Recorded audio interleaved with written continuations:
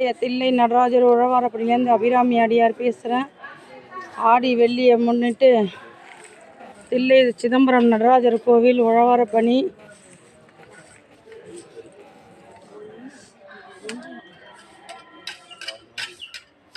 நமச்சிவாய. பார்த்திங்கன்னா ஆடி வெள்ளியை முன்னிட்டு தாயார் சன்னதியும் சுத்தம் பண்ணப்படும். உழவாரப்பணி போட்டிருக்கேன். தாயார் சன்னதி, சிவகாமி அம்மன் சன்னதி, இது அனைத்துமே உழவாரப்பணி. இன்னைக்கு தில்லை நடராஜர் உழவாரப்பணி. நமச்சிவாய. நமச்சிவாய. ஆடி வெள்ளியை முன்னிட்டு தாயார் சன்னதி, சிதம்பரத்தில் உள்ள தாயார் சன்னதி, சிதம்பரம் கோவில் மூலஸ்தானம் எடுக்க மாட்டோம், அதனால் இந்த லட்சுமி எடுத்துக்கிறோம், பார்த்துக்குங்க.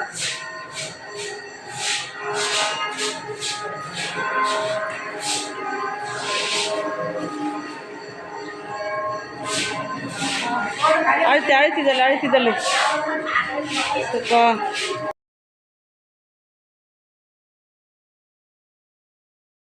அலையாறைக்கு போயிருக்காரு.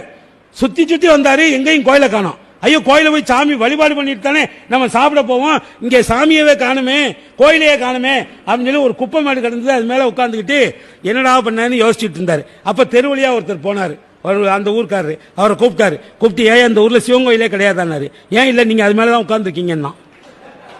படான்னு திடுக்கிட்டு எந்திரிச்சாரு. இது குப்பை மேட்டில் என்ன, தோண்டி பாரு, உள்ள சிவலிங்கம் இருக்குன்னா. சத்தியம், உள்ள போய் தோண்டுனா அற்புதமான சிவ ஆலயம். பக்கத்தில் இருந்த சமணர் பள்ளிகளில் சாப்பிட்டு அந்த குப்பைகளை எல்லாம் போட்டு அந்த ஊர் சிவன் கோயிலையே மூடிவிட்டாங்க. அன்னைக்கு தான் உழவாரத்தை கையில் எடுத்தாரு. தென்கடம்பை திருக்கர கோயிலான் தன்கடன் அடியேனையும் தாங்குதல் என்கடன் பணி செய்து கிடப்பதேன்னு உழவாரத்தை எடுத்து அங்கங்க போற இடமெல்லாம் சுத்தம் பண்ணாரு. அதனால அப்பர் பெருமானுடைய திருவுருவம் நின்ற கோலத்தில் இருக்கும். அது கையில உழவார